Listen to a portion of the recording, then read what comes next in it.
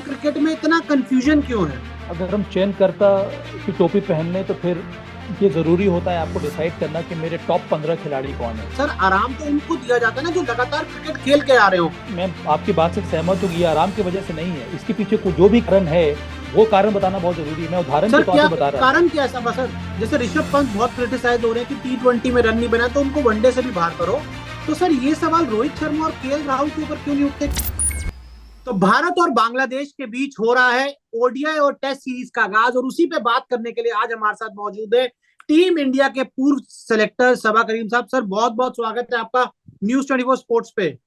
Thank you so much जोशीले welcome के लिए, थैंक यू। तो सर सीरीज आने वाली है सोनी नेटवर्क पर, और उसकी सभी खबरें हमारे जो व्यूअर्स हैं News 24 स्पोर्ट्स पर देख सकते हैं। सबा सर, मेरा सबसे पहला आपको सवाल, ये इंडियन क्रिकेट में इतना कंफ्यूजन क्यों है? ये सवाल तो फिर आपको चयनकर्ताओं से पूछना चाहिए था। ये होना नहीं चाहिए था। पर देखिए, कई बार चयनकर्ताओं को निर्णय लेने पड़े हैं क्योंकि उनको फोर्स किया गया। फोर्स करने का मतलब यह है कि इतनी सारी टीमें इतनी जगह जा रही हैं, तो इस तरह के निर्णय उनको लेने पड़े हैं। कई बार ध्यान ये भी देना होता है कि जो खिलाड़ी का पास्ट रिकॉर्ड है इंजरी का, उसको आप ज्यादा ना खिलाएं। और ये कॉल जो टीम मैनेजमेंट जो सपोर्ट स्टाफ होते हैं वो डिसाइड करते हैं। वो चयनकर्ताओं को बताते हैं कि ये खिलाड़ी अब आगे नहीं खेल सकता है, इसको ब्रेक की जरूरत है। ये प्रिकॉशनरी मेजर्स लिया जाता है वर्कलोड मैनेजमेंट को ध्यान में रखकर। उसके साथ साथ कई बार आपको प्रदर्शन के ऊपर भी ध्यान देना होता है। अगर कोई खिलाड़ी अच्छा नहीं कर रहा है तो उसको आप लगातार आगे खिला नहीं सकते। तो इन सब चीजों पर ध्यान देकर ही इस तरह की टीम बनाई जाती है। पर हाँ, कई बार ऐसा हो जाता है कि एक स्थिति उत्पन्न हो जाती है जहां पर लगता है कि इतने ज्यादा प्लेयर्स खेल रहे हैं, कंफ्यूजन हो रहा है प्लेयर्स को भी और चयनकर्ताओं को भी। पर आने वाले समय में मुझे लगता है कि और ज्यादा सहूलियत हो जाएगी। खास करके अब चूंकि फॉर्चुनेटली एंड होपफुली ये पैंडेमिक का दौर गुजर गया हो। अच्छा सर, एक चीज बताइए, आप ऐसे में शुभमन गिल और संजू सैमसन जैसे खिलाड़ियों को क्या बोलते हैं कि जब आपने हमने आपको ओडीआई सीरीज खिलाई न्यूजीलैंड में, संजू को तो सिर्फ एक ही मैच खिलाया, अब वो बांग्लादेश में नहीं खेलने वाले हैं, वहां पर ईशान किशन रहने वाले हैं, रजत पाटीदार रहने वाले हैं, राहुल त्रिपाठी रहने वाले हैं, मतलब क्या, मतलब समझ नहीं आ रहा सर मुझे तो। टू बी वेरी ऑनेस्ट, पिछले कुछ 6 महीने ले लूं, इंडियन टीम समझ नहीं आ रही कि करना क्या चाह रही है। देखिए, हमें समझ में नहीं आ रहा है, पर ये निर्भर करता है चयनकर्ताओं और टीम मैनेजमेंट के ऊपर कि वो किस तरह से बातचीत कर रहे हैं इन सभी प्लेयर्स को लेकर। और ये कम्युनिकेशन लेवल को मेंटेन करना बहुत जरूरी है, चाहे वो शुभमन गिल हो, चाहे वो ऋषभ पंत हो, चाहे वो संजू सैमसन है। कि कप्तान और टीम मैनेजमेंट और चयनकर्ता उनके बारे में क्या सोच रहे हैं। अगर उनसे बातचीत की जा रही है ये बता करके हम आपको बांग्लादेश सीरीज में आपको आपको हमने चुना इस वजह से नहीं है कि आपका खराब प्रदर्शन रहा है, पर इस वजह से क्योंकि हमें लगता है कि आपको ब्रेक देना चाहिए। अगर इस तरह की बातें हो रही हैं तो प्लेयर के दिमाग में क्लैरिटी होनी चाहिए। अगर इस तरह की कम्युनिकेशन नहीं हो रहा है तो निश्चित रूप से प्लेयर के दिमाग में भी कंफ्यूजन होगा। तो ये काम टीम मैनेजमेंट का है और चयनकर्ताओं का है कि आप जब भी इस प्रकार के निर्णय लेते हैं तो इस निर्णय के बारे में कि निर्णय के पीछे क्या है उसके बारे में आप जानकारी देते रहें प्लेयर्स को, ताकि उनको मालूम हो जाए, उनको क्लैरिटी होनी चाहिए कि उनसे क्या एक्सपेक्ट कर रहे हैं चयनकर्ता। तभी वो आगे चलकर वेट करेंगे और आगे चलकर अच्छा परफॉर्म करेंगे टीम के लिए। सबा सर, आपने कहा कि आराम दे रहे हैं, सर आराम तो उनको दिया जाता है ना जो लगातार क्रिकेट खेल के आ रहे हो। संजू सैमसन, शुभमन गिल, उमरान मलिक, ये तो कहीं क्रिकेट खेल के नहीं आ रहे। नहीं इसका नहीं, मतलब, वैभव वैभव मैं सिर्फ उदाहरण के तौर पे बता रहा था नहीं नहीं जो सर, भी। मैं हाँ नहीं, आपसे मैं मैं बात पूछना चाह रहा हूँ, मतलब सर। मैं ये कह रहा हूँ, ये आराम, मैं आपकी बात से सहमत हूँ कि ये आराम की वजह से नहीं है, इसके पीछे जो भी कारण है वो कारण बताना बहुत जरूरी है। मैं उदाहरण के सर तौर पे क्या बता रहा था। कारण, क्या है सबा सर? नहीं तो ये तो चयनकर्ताओं को बताना होगा ना। ये तो मुझे भी लग रहा है कि अगर आपने ये टीम आपने पहले ही चुन ली थी। एक अलग टीम आपने न्यूजीलैंड भेजी, एक अलग टीम आपने बांग्लादेश पहले ही चुन लिया है ना। ये अभी अभी टीम बनी नहीं न्यूजीलैंड जी। दौरे के बाद। ये आपने पहले ही डिसाइड कर लिया। जब आपने डिसाइड किया था तो वो आपने मैसेज उन प्लेयर्स को दिया था कि नहीं? और अगर मैसेज दिया था तो क्या मैसेज दिया था? कि बांग्लादेश टीम के लिए हम नए खिलाड़ियों को ले जाना चाहते हैं, चाहे वो रजत पाटीदार हो गए, राहुल त्रिपाठी हो गए। तो फिर जो वापस हमारा हमारा जो हमारी जो एक दो श्रृंखला होगी उसमें हम कंसिडर करेंगे परफॉर्मेंस को और उसके बाद हम टीम चुनेंगे। तो ये सारी बातें जो हम लोग कर रहे हैं इस समय, इसी तरह की कम्युनिकेशन जो है वो आपको प्लेयर्स के साथ करना होगा। नहीं तो फिर ये कंफ्यूजन लगातार बना रहेगा। अच्छा सर, अगर एक बात बताइए, अगर आप संजू सैमसन की जगह हो, मतलब हम देख रहे हैं उनको लगातार इतना अच्छा साल 2022 में उनका औसत था, मैंने कल एक स्टोरी भी की उनके ऊपर, 71 से ज्यादा का औसत है, तो ऐसे खिलाड़ी को आप क्या बोलते हैं? मतलब सर देखिए, मैं आपको जो जानता हूँ वो आपको मैं उसलिए जानता हूँ कि सबा सर जो बात बोलेंगे ना, खरी खरी बात बोलेंगे और एकदम जेन्युइन बात बोलेंगे। संजू सैमसन के साथ क्या आपको लगता है गलत हो रहा है? क्योंकि एक ओडीआई सीरीज खिलाई, अब यहाँ पर ईशान किशन खेलने वाले हैं, तो कुछ सर, मतलब मैं जानना चाहता हूँ कुछ मतलब बताइए सर आप इस मुद्दे के ऊपर। मैं भी जानना चाहता हूँ क्या हो रहा है। क्योंकि देखिए संजू सैमसन की जो वापसी हुई है उसके बाद उनका प्रदर्शन काफी अच्छा रहा है, जैसा कि आपने बताया करीब 65-70 का उनका औसत रहा है, स्ट्राइक रेट भी काफी अच्छा है।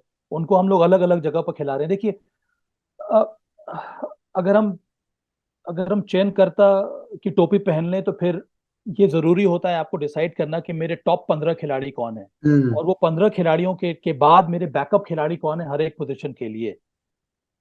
तब मुझे लगता है कि आसानी होती है प्लेयर्स को चुनने में, प्लेयर्स को बताने में कि अभी आपका समय नहीं आया है, क्योंकि अभी भी जो आपके ऊपर जो खिलाड़ी खेल रहा है उसको हम ट्राई आउट कर रहे हैं।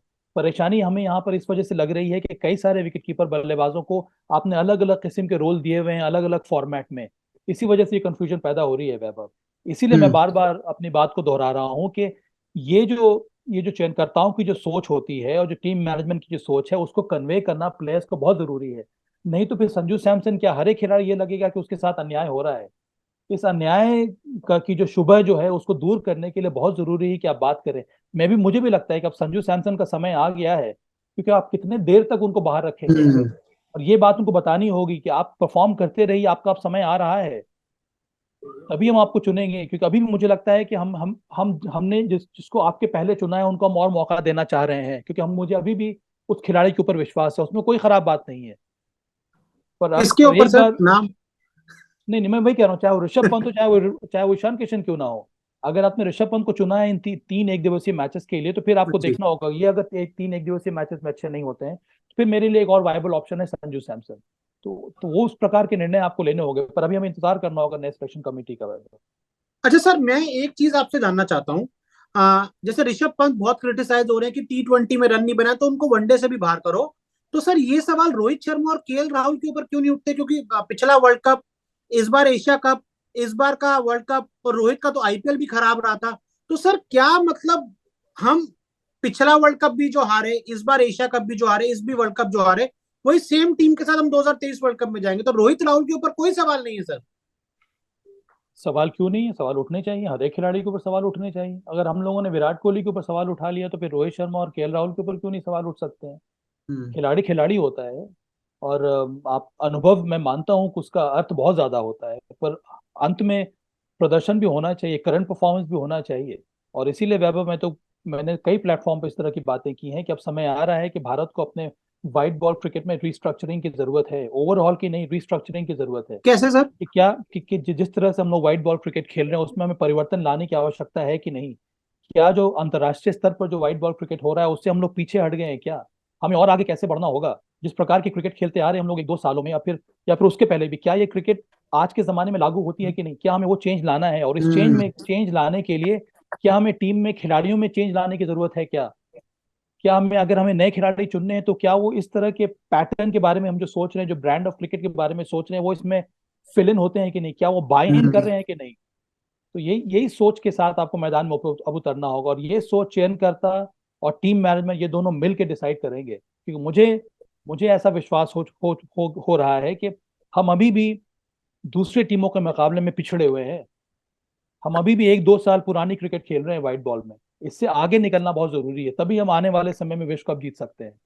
आप जो इशारों इशारों में बात बोलते हैं ना, मतलब मेरे को बड़ा अच्छा लगता है, ये और आपसे बात करना, मतलब ये कई बार इशारों कुछ में नहीं, ये तो साफ साफ गोई है। नहीं नहीं, आपसे सर एक चीज मैं आपसे बस और जानना चाहूंगा, मेरा लास्ट क्वेश्चन रहेगा। सर अगर आज आप सेलेक्टर होते, तो अगर आपको इंडिया के ओडीआई के टॉप 11 चुनने होते बांग्लादेश के खिलाफ सीरीज के लिए, क्या होते सर? 11 नाम जरूर बताइएगा प्लीज सर, ये ऊपर कहना से यहाँ लेके पे नीचे बहुत तक। मुश्किल है कि मैं चयन करता हूँ नहीं वैभव। पर मैं सर अभी कुछ। भी मैं अभी हाँ। भी इस बांग्लादेश सीरीज के लिए मैं पिक करूंगा रोहित शर्मा, शिखर धवन को, नंबर 3 पर विराट कोहली, नंबर 4 इस समय सूर्य कुमार यादव नहीं है, मैं सूर्य कुमार यादव को पिक करता, नंबर 5 में अभी भी ऋषभ पंत को खिलाता, नंबर 6 मेरे लिए हार्दिक पांड्या होते, और फिर मैं 5 बॉलर्स को लेकर मैदान में उतरता। और मेरा फाइव मेरा बॉलर। मेरी 5 बॉलर्स, वो तो अलग बात है, वो इंजरी के ऊपर निर्भर करता है। केएल राहुल आपकी टीम में नहीं होते वाइस कैप्टन? अब मेरी टीम में नहीं होते इस समय, मैं सूर्य कुमार यादव को खिलाता टीम में, अगर आप ओवरऑल देख रहे हैं तो। क्योंकि मेरे लिए केएल राहुल एक ओपनर के रूप में टीम में उनकी जगह बनती है, पर अगर शिखर धवन और रोहित शर्मा के साथ मैं टीम में जा रहा हूँ फिर मेरे हिसाब से केएल राहुल की जगह नहीं बन रही है इस समय मिडिल ऑर्डर में। मेरे पास कई सारे अच्छे विकल्प मिडिल ऑर्डर में मौजूद हैं। आपकी टीम में सर संजू भी नहीं है और शुभमन दोनों भी नहीं है। अभी नहीं है। मैं ये नहीं कह रहा हूँ कि आने वाले समय में नहीं होगा, मैं सिर्फ ये बांग्लादेश सीरीज के बारे में बात कर रहा हूँ वैभव। ओके, तो एक बार फिर अपने जितने भी हमारे व्यूअर्स इस समय हमारी इस कन्वर्सेशन को देख रहे हैं, मैं आपको बता दूं कि ये जो सीरीज है इंडिया और बांग्लादेश की, अगर आप इंग्लिश में देखना चाहते हैं तो सोनी स्पोर्ट्स 10/5 पर आप देख सकते हैं। अगर आपको ये मुकाबले हिंदी में देखने हैं, सबा सर मुझे श्योर हूं कि हिंदी में कमेंट्री आपको करते हुए नजर आएंगे, तो वो आप सोनी स्पोर्ट्स 10/3 पर देख सकते हैं। और अगर तमिल और तेलुगु में देखना चाहेंगे तो सोनी स्पोर्ट्स 10/4 पर आप इसको देख सकते हैं। राइट सबा सर? जी राइट। कुछ एंडिंग, बस एंडिंग कुछ नोट आप बोलना चाहें इंडियन क्रिकेट को, इंडियन क्रिकेट के फैंस को। सर आईसीसी ट्रॉफी नहीं जीतते अभी तो चलिए, बांग्लादेश सीरीज है, कुछ मतलब आप इनपुट एंड में देना चाहें। देखिए मेरा इनपुट यही है कि विश्वास तो हमें रखना चाहिए अपनी टीम के ऊपर, पर अब समय आ रहा है कि हमें ध्यानपूर्वक ये देखना होगा और इस पर तवज्जो देनी होगी कि आईसीसी मैचेस में, वर्ल्ड चैंपियनशिप में हम अच्छा क्यों नहीं कर पा रहे हैं। उसके पहले चाहे वो बायलैटरल एंगेजमेंट में हम डोमिनेट करते हैं, पर अंत में हमें हमारी तैयारी विश्व कप के लिए मुकम्मल होती है कि नहीं, हमारे पास जो प्लेयर्स हैं क्या वो मानसिक रूप से इतने स्ट्रांग हैं कि नहीं अंडर प्रेशर परफॉर्म करने के लिए। और मैं हर एक टीम के मेंबर के बारे में बात कर रहा हूँ, चाहे वो अनुभवी खिलाड़ी हो, चाहे वो यंगस्टर क्यों ना हो, क्योंकि अंत में वर्ल्ड कप जीतने के लिए आपके जो अनुभवी खिलाड़ी हैं, जो मैच विनर्स हैं, उनको परफॉर्म करना होगा क्रूशियल मैचेस में, तभी आप चैंपियनशिप जीतेंगे। आप मैचेस भले भले जीत सकते हैं, पर अंत में टूर्नामेंट जीतने के लिए बड़े मैचेस में, नॉकआउट मैचेस में, अंडर प्रेशर वाले मैचेस में आपके जो बड़े प्लेयर्स हैं उनको परफॉर्म करना होगा। Thank you Saba sir, thank you. Pleasure Vaibhav, take care, bye bye. Thank you, thank you. सबसे पहले मिलेगी क्रिकेट की हर खबर, कंट्रोवर्सी और इनसाइड स्टोरी पर भी होती है हमारी नजर। क्रिकेटर्स की पर्सनल लाइफ से लेकर इंटरव्यूज तक हम रखते हैं आपको हमेशा अपडेट। इसीलिए हमारे YouTube चैनल को सब्सक्राइब करना मत भूलें, और अगर आप हमें Facebook पर देख रहे हैं तो हमारे Facebook पेज को भी फॉलो कर सकते हैं, क्योंकि क्रिकेट का मतलब है News 24 स्पोर्ट्स।